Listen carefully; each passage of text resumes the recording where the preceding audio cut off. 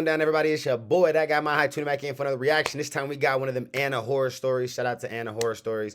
She does some crazy, story style videos and content, kind of like Mr. Ballin.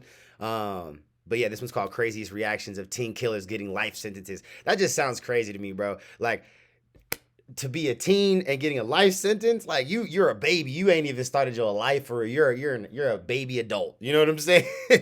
Like, you know enough that you should have some common sense and the ability to make good choices and shit. But you definitely still stupid.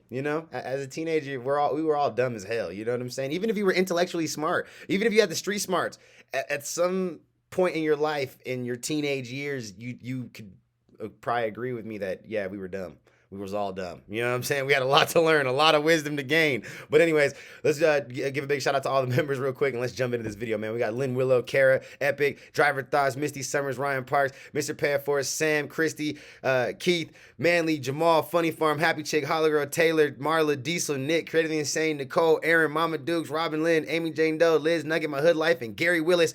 Gang, gang, gang. And I do see one that I didn't see Holla Boy in here. Holla Boy, where you at, dog? Shout out to my dog Holla Boy, and to any of the other, I know there's a few people that are missing at this point, but I don't remember the names off the top of my head. I'd have to go back and look at some of the previous videos. But shout out to all the members who were members, who I'm sure are going to come back to being members when they realize that they ain't a member no more. And if you want to hit that join button, get shout outs and all that good stuff, take advantage of some perks and all the videos, the lives, all that, think about hitting that join button. 3 different options to choose from. If none of that fits your fancy and you're like, nah, dog, that just don't even fit my pocket, it's okay. Free 99 and up. Subscribe, hit the bell notification. We lit. You dig what I'm saying? All right, let's go ahead and jump into this video. Let's jump into this video. Hit that full screen and let's go.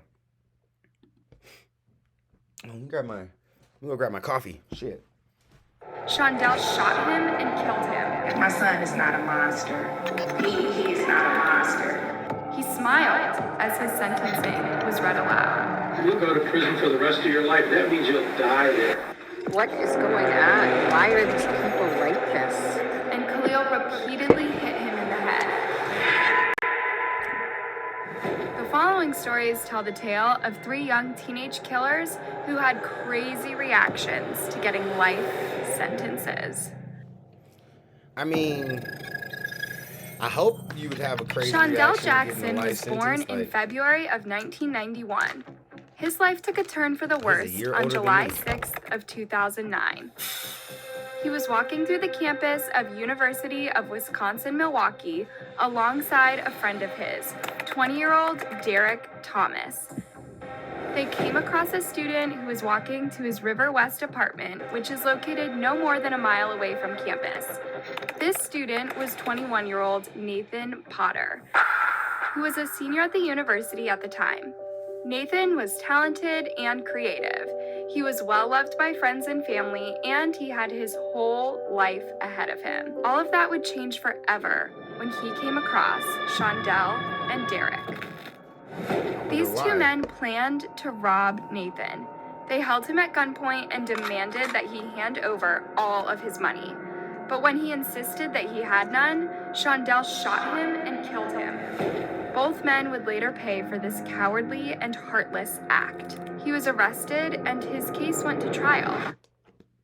Throughout the entire trial, he showed absolutely no remorse for what he did or sympathy towards Nathan's heartbroken family. At times, he could reportedly even be seen smirking and gesturing towards them. Once, he even smiled at them. Nathan's mother, Denise, acknowledged how evil her son's killer was while speaking to the judge. Bro, that shit is evil as hell. Like, I mean, yeah, you definitely, that's why your ass got a life sentence. You showed no remorse at all. Like, no remorse. There was no regret. There was no, like, compassion or empathy in your heart, bro. Like, that motherfucker, I know I was cold at 17, bro. I was angry. My life could have went in a completely different direction. You know what I'm saying? Numerous different directions, and at numerous different times even. But like, I don't know that I was ever just like a cold stone, cold-hearted, just like, you know what I'm saying? Just cold person like that. Like, I definitely put on a facade for a long time when I was hurt and just angry as fuck. Like, yeah, you know, because you don't want to get hurt, you know, so you put on this tough guy exterior to, you know, kind of ward people off and, you know, keep people at bay or whatever. But to like legit just be an evil ass individual, bro, like that nigga just evil, bro. Like there was just nothing else but evil in his heart. Like We see his how eyeballs, he wasn't even alive. looking at us, swearing at us, and smiling. Damn. Nathan's father, James Potter, addressed the court as he gave a victim impact statement. Judge, there's nothing that can be said to bring back our Nathan. But your sentence can ensure that Shondell does not have the opportunity as a free man to inflict pain like this again. Right. Is there such thing as pure evil? We think so. Agreed. He was found guilty of first-degree homicide and robbery. His sentencing occurred while he was just 19 years old. The judge presiding over the case believed that should Shondell ever be released, he would be a public menace, quick to kill again. Not of caring of human life and the need to protect the community, which I also fear for with Mr. Jackson being out in the community. I am going to go ahead on count 1, the first-degree intentional homicide conviction, and I am going to sentence Mr. Jackson to life imprisonment without possibility for extended supervision. It was then that Shondell quickly looked over his shoulder, presumably to glare at his victim's family. A female officer grabs his head and tries to force him to look forward at the judge, but he struggles against her, a look of pure hatred on his face. Sobbing can be heard in the background, and it's unclear whether the person sobbing is from Shondell's or Nathan's. While this is all going on, Nathan's parents and little sister hold on to each other, tears streaming down their faces silently. Meanwhile, the judge tries to continue with her sentencing. I know that that is something that is reserved for the most serious of cases, and I believe that this case rises to that level. The female officer begins to struggle to try to keep Shondell from looking at the victim's family, and eventually a male officer has to come over to assist her while the sobbing in the courtroom continues to intensify. Someone can be heard moaning in the background, likely one of Shondell's family members. That shit is wild, bro.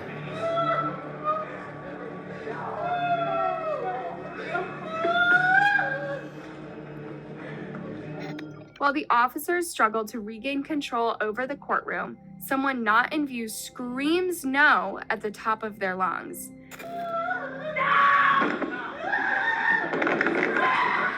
This seems to be all it takes to finally set Shondell over the edge. He stands up and begins fighting against the two officers.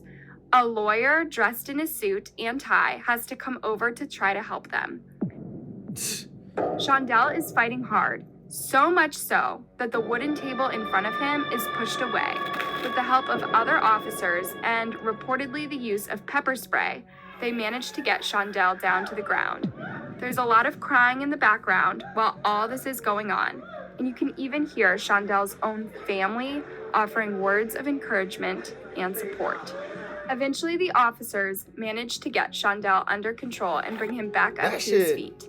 He is then quickly handcuffed and ushered. Like, outside of like the fact that, like, obviously, you know what I'm saying, the family of the victim is hurt and you know, upset. Like, I mean, I can only imagine, you know, his family, like, just because he, you know, because I ain't gonna lie, I perceive this to be pretty fucking evil too, the way that he was conducting himself during this trial. Like, based on what I've seen, you know, he was an angry kid, bro. Like I said, my life could have went very similar, you know, had I just, you know, chose to do stupid things and follow through with stupid things and decisions.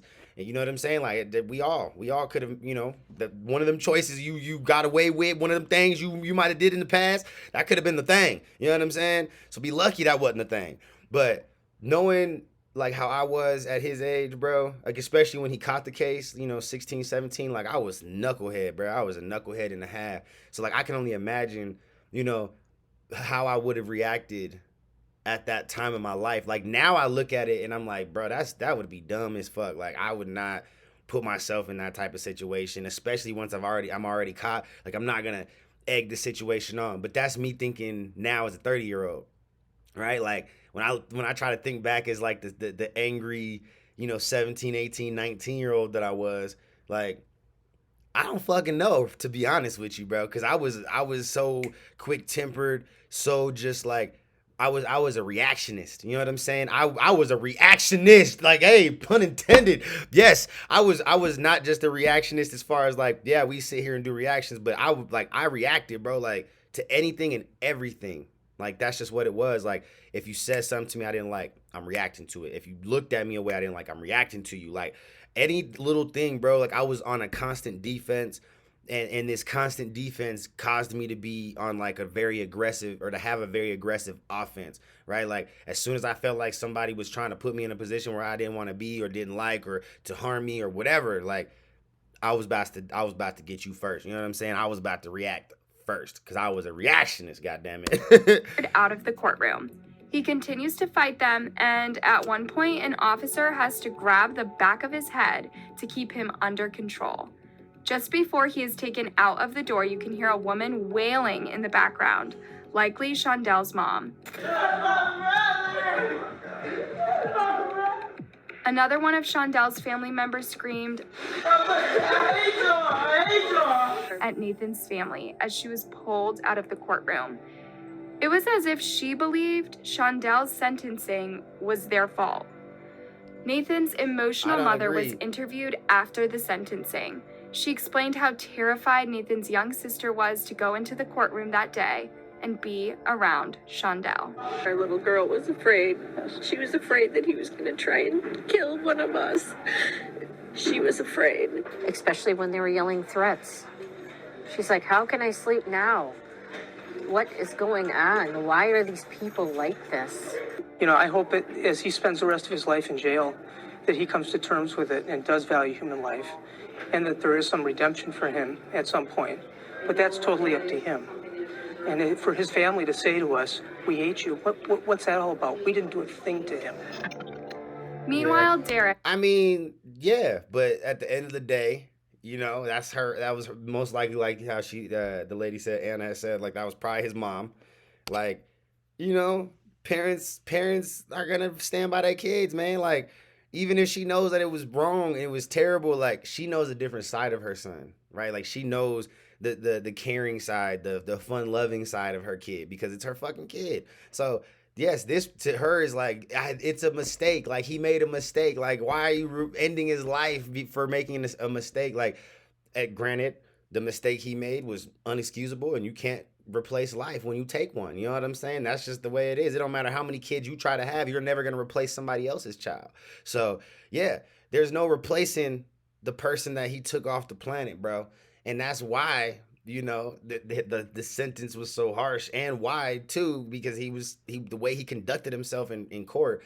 But yeah, I mean, both sides are validated, right? Like the victim side is super validated to feel like victims, to mourn their child, their brother, their cousin, their niece, their nephew, whatever, whoever Nathan was to them. They have the right to mourn that, and to point a finger. Fuck that. Like they point a finger. God damn it. We know who did it. This nigga did it. Him and his fucking friend. They did that shit. Like they have that right. But then, the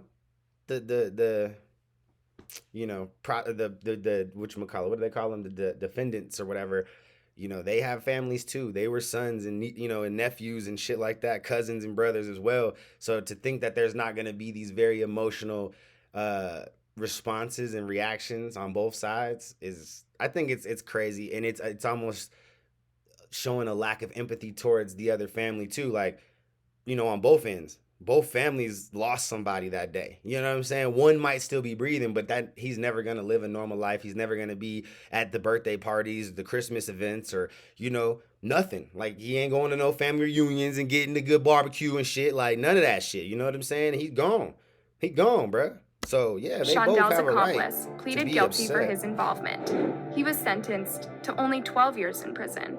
Because of his The insane reaction. It's because of his ability to show remorse and empathy. That's probably why went viral online as many news organizations covered it. One reporter that was present noted how quickly the officers responded to Shondel's outburst. 12 News' Nick Bohr is live at the courthouse with new information. Nick, deputies reacted quickly to that outburst. Right, Kathy, almost as if they anticipated it, which they did because of the convicted killer's actions last February during his trial. Despite everything Shondel did, there are still people out there that believe Shondel's sentence was too harsh and that he deserves a second chance due to his young age. I think that's the only, that right there is the only redemption, in my opinion, and only reason why I feel like there should be a release date for him. Not because I condone what he did or anything like that, but I do understand. Like I said, I don't know that at his age that I could have conducted myself differently, being as angry as I was, bro, and coming from the situation that I was in. Like, you know, I didn't grow up with money or anything like that, so I would have had, you know, just like him, just a public defender who, you know, was just clocking in, doing a 9-to-5 and had 10,000 other cases and shit. So, you know, like, the court systems already don't fucking, you know, work for most people. I'm not gonna sit here and play race cards or anything. I'm gonna just say most people. Like, I feel like you just, if you don't have money, like, let's just be real, if you don't got money to have good lawyers, like, there's a lot of times that the system's probably gonna work not necessarily in your favor. So yeah, like, I don't know that I would have been able to comprehend or be just logical enough with myself to deal with that situation in a way that would have been productive for me, right? Like, my dad's still in prison and has life in prison now, like. And it's because he went to prison young. My dad went to prison when he was like 21 or 22. And he did a lot of time. And now he's back in time. Like, he got so institutionalized and shit that it caused him to basically put himself in an even worse situation later in life as an adult who was just super irrational and, you know, angry. So, yeah, like, I just don't know that I would have been able to react differently being as angry as I was at his age. So, like, that's the only reason why I can show some sympathy, because I know, bro, I probably would have put myself in a bad position. I never had a clue that my child had anything to do with it. My son is not a monster. He is not a monster. For now, he remains behind bars where he will likely stay for the rest of his life. Well, I mean, you take a life, you deal with the consequences. That shit crazy. Jordan Klee was a well-loved high school football player from Ann Arbor, Michigan. He had his whole life ahead of him. When he was found dead in October of 2016, the entire community was rocked. It had been the very first homicide of the entire year, and nobody could understand who would have done something like this to an innocent young man. He was supposed to be in class that day at his school, Pioneer High School, but instead, he had been shot dead. His killer was a teenager named Danta Wright. He and 2 other men had tried to rob Jordan at gunpoint. The robbery ended with Jordan's death. The community was desperate for answers, and answers they finally got from Danta himself. The victim in this case loved playing football here at Pioneer High School, but his death back in October 2016 sent shockwaves through this student body and the community. It was the first homicide in Ann Arbor in 2016, and today we learned what happened as his admitted killer came forward. Danta Wright was supposed to have had a pre-trial hearing for the case. Instead, he admitted that he and 2 of his friends were trying to rob Jordan at gunpoint. Danta answered the lawyer's questions calmly and directly. And who are you going to rob? Jordan Klee.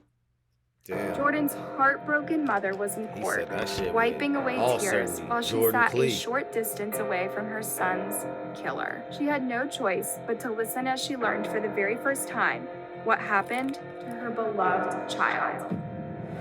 And as a result of that armed robbery, what did you do with that gun and Mr. Jordan Klee? Shot him. Where did you shoot him? On the top. Was it? And did you kill him with that shot? Yes. Jordan died at an apartment complex not far from his home. His body was discovered by a maintenance worker. It's hard to understand why it was Jordan who was targeted, but Jordan's mom at least had the satisfaction of knowing who did this to her child. Throughout all the legal proceedings he went through, Donta never seemed to be truly sorry. He didn't even seem to be daunted by the fact that he knew that because of what he confessed, he would likely spend much of his life behind bars. He didn't even try to be respectful in hopes of maybe getting the judge to go easy on him. In fact, he smiled as his sentencing was read aloud. It's safe to say that the judge presiding over the case noticed his disrespectful behavior and took the necessary steps to teach him a lesson. Well, Stephen, it's a case of a murdered Ann Arbor teen, and it was quite a shakeup in court today. The judge asked the prosecutor to throw out the sentence agreement and take this case to trial. There was a long recess as everything was put on pause because of this 17-year-old's behavior. While being sentenced for murder, Donta Wright had nothing but a joyful and happy smile on his face as Jordan's mother read her victim impact statement and expressed the pain she felt over the loss of her son, tears running down her face as she tried her best to be strong. Jordan's mother, Karen Klee, was too emotional to read her victim impact statement in court, so she had Courtney Klee do it for her. Courtney tried to remain as strong and stoic as she could. I've lost laughter and love. I no longer have the hope of having grandchildren. I've lost the enjoyment of holidays and birthdays and of everyday life. All the while that this statement is being read, Karen wipes away tears while Donta appears unapologetic. When Donta finally gets a chance to address the court and the victim's family, he offers no apology or remorse. I just want to tell y'all, I'll be home soon. R.I.P. Keon. I love my family. Damn.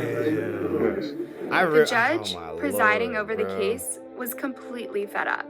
Watching you sit there, smile, laugh, and shake your head like this was no big deal, I'm very tempted to just say, I'm not going to accept this sentence agreement. We'll go to trial, and if you're convicted of felony murder, you'll go to prison for the rest of your life. That means you'll die there.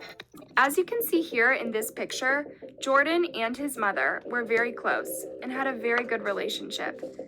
It must have been absolute torture for her to realize that not only had her baby been taken from her, but his killer was completely unapologetic. On the nights I managed to sleep, I wake up hearing my son scream for me, only to realize all over again, night after night, that my son is dead, gone, taken, for what? Why? Can you answer that question? Why? Why? I have an answer. Your answer will never be good enough. There will never be an answer good enough to satisfy why you were involved in the shooting of my son, why you thought that what you thought he had should be yours, why you felt that what you wanted you were entitled to, why you thought his death was an acceptable response to your jealousy or desire to have what he had. Clothes, money, jewelry, phone, shoes, whatever it was you felt you needed more than his life. Your why will never be better than his life. Your want will never trump my son's death. You get to live. You get to wake up every day. Your life continues. My sincere hope that whatever it was you wanted so badly, that you felt the need to murder my son, was worth the next years of your continued existence. As more information came out,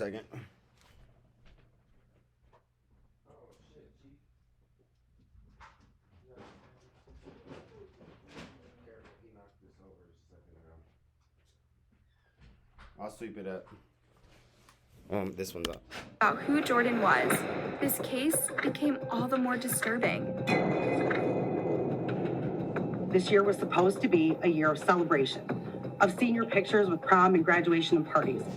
Instead, it was a nightmare that no parent should ever endure. Wanting to put this whole awful ordeal behind them, Jordan's family opted not to go forward with a trial. and instead stick with the original sentencing. The family does want to move on with this. They want to get some closure from this case. They want to try and forgive this defendant and all of his actions. So because for the first time in my life I feel hate in my heart, here's what I hope.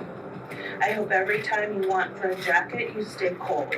I hope every time you want for shoes, you get a hole in yours. Facts. I hope every time you want a meal, you go hungry.